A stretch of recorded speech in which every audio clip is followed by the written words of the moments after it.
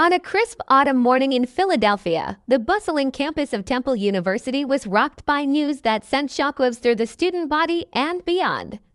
To students, Michael Torres and Daniel Whitman found themselves at the center of a legal storm, facing federal charges for impersonating agents of the U.S. Immigration and Customs Enforcement ICE.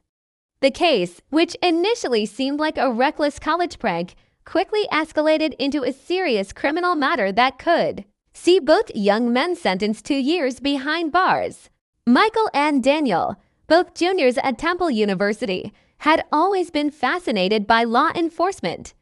Michael, a criminal justice major, harbored dreams of joining the FBI, while Daniel, an aspiring journalist, was keenly interested in undercover operations and investigative techniques. However, their academic ambitions took a dark turn when they conceived what they initially believed to be a harmless ruse. It all started as a joke between friends sitting in their off-campus apartment. They speculated about how easy it might be to convince people they were federal agents.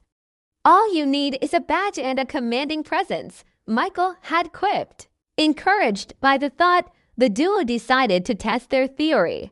Using online resources, they crafted fake ICA credentials, complete with laminated badges and government-style identification cards. They even acquired navy blue windbreakers emblazoned with the letters IC on the back, purchased from an obscure website that sold novelty law enforcement gear. Their plan was simple. They would conduct a few raids on local businesses, film the encounters, and later added the footage into a mockumentary exposing public perceptions of immigration enforcement. Their first target was a small bodega in North Philadelphia, a neighborhood known for its diverse immigrant population. Posing as ICE agents, they strode into the store, flashing their fake credentials. The shop's owner, a Dominican immigrant named Raul Mendoza, immediately grew nervous. His hands trembled as he placed them on the counter, stammering in broken English. "What is problem?"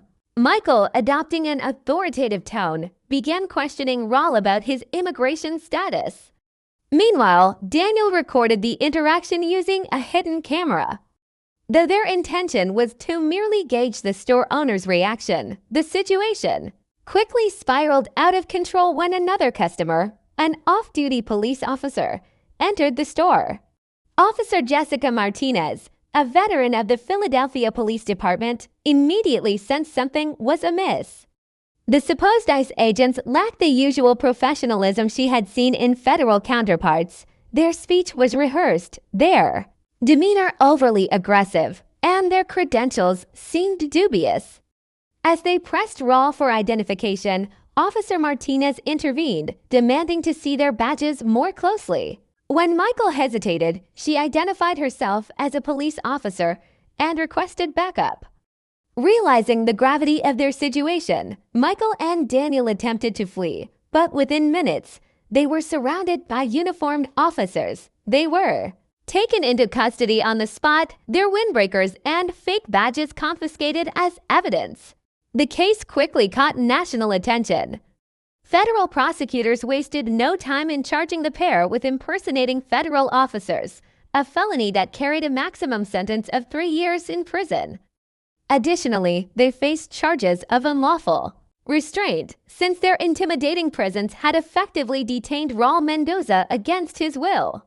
During the trial, the prosecution painted a damning picture of the two students as reckless individuals whose actions had not only instilled fear in the immigrant community, but also undermined the credibility of actual ICE agents. Testimonies from witnesses, including Raul and Officer Martinez, highlighted the distress and confusion caused by the impersonation.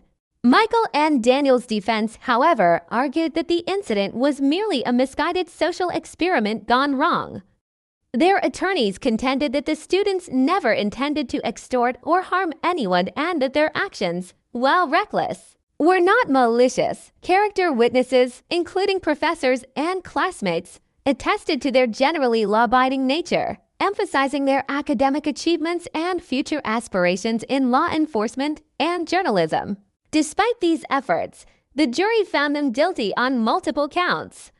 The judge, acknowledging their lack of prior criminal history, opted for a lighter sentence than the maximum, sentencing each to 18 months in federal prison, followed by community service aimed at educating others about the consequences of impersonating law enforcement.